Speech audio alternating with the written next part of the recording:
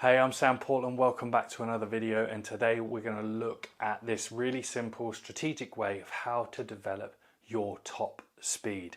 Now, sprint speed is this magic potion. Well, actually it's not. The speed people will want to tell you that it's really difficult to train, really difficult to develop. You can't train it. You have to sprint above 90% all the time to tax your brain, XYZ, all these excuses. And I'm going to break that myth for you right now and show you exactly why. If you stick with me for the next few minutes, I'm gonna literally blow your mind and you can go and start implementing this right away. I do have a resource that's going to teach you how to load what I'm about to tell you. So if you comment max speed below, I'll get a link out to you so you can use this as a training tool and just follow along and start improving your speed. So I'm going to take you through just a couple of things. I'm going to give you 30 seconds of why everyone tells you what they tell you is wrong. Then I'm going to show you the thing that you can use to do it right, and then how to progress it. So just stick with me and we'll get this through. So first and foremost, the reason why everyone who tells you about how hard it is to improve your top speed is wrong is because they don't understand how to create exposure. And just stay with me on this.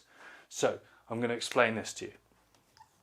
We have what you call, we have 3 maxes. Should be able to see that, okay? In life, we have these 3 maxes of what we get. So we've got our max 1 is our absolute max. That's if you're running so fast you're getting chased by a tiger or a cheetah or whatever, you don't want to get eaten. It's the thing that's so far out of reach, but you can achieve it. Then the next one is our competitive max. Okay, so think about this.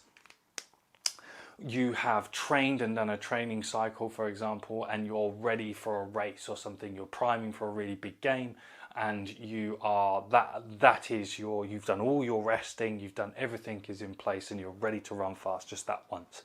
That's your competitive max. And then after that, we have your training max. Okay, now that's the one where you have to operate and do week after week. We've all done 2-3 weeks worth of training before and feel like, God, I need a break, I'm tired. And that is where the truth lies, is in our training max. So this is going to be our adrenaline max, our 120% of everything that we can't really create. Okay, this is going to be our true 100, our competitive, and this is going to be 90% of that 100. So this is where we need to start focusing on training, and this is why everyone who tells you sprinting top speed, you have to run as fast as you can to develop it, is wrong, because that is unsustainable. You must have been, if you're watching this video, you must have lifted weights. You couldn't squat or bench at your 100% every workout, could you? Absolutely not, right? Because you'll end up getting hurt, you'll get injured, and you won't actually progress because you're hitting this ceiling all the time. This is what you're trying to train at your 100% all the time, and it doesn't work like that. Adaptation doesn't work like that. Learning to improve your top speed does not work like that.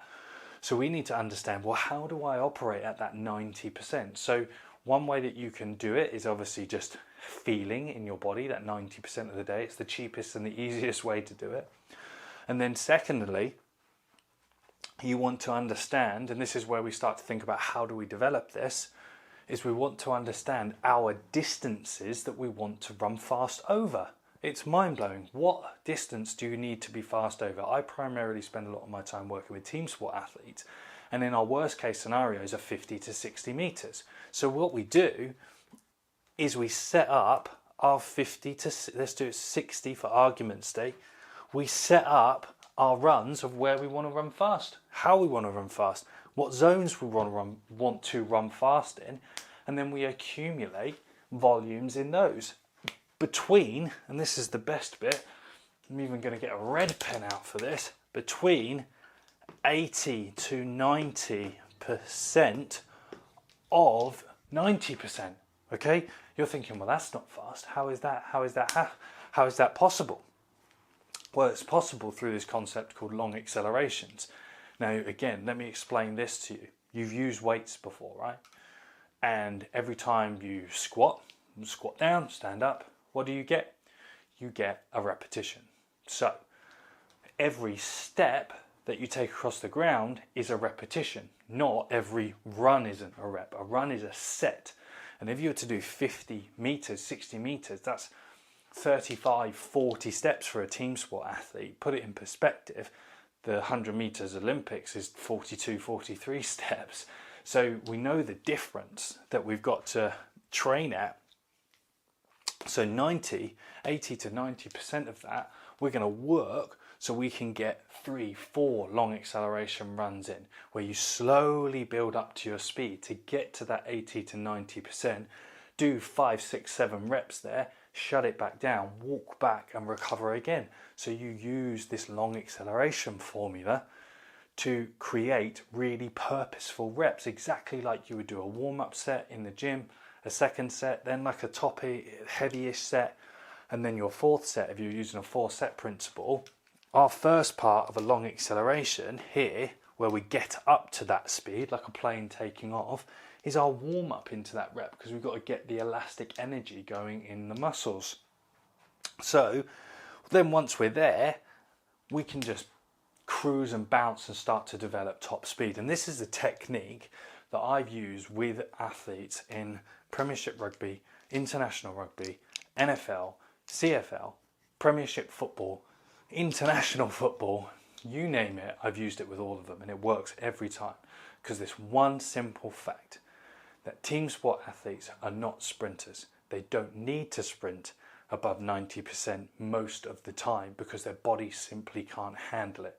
And if you are struggling to improve your top speed, it's because you're trying to train at too high a percentage that your body can't handle. And when you train at a too high a percentage, your body rejects it. So you just end up getting no progress.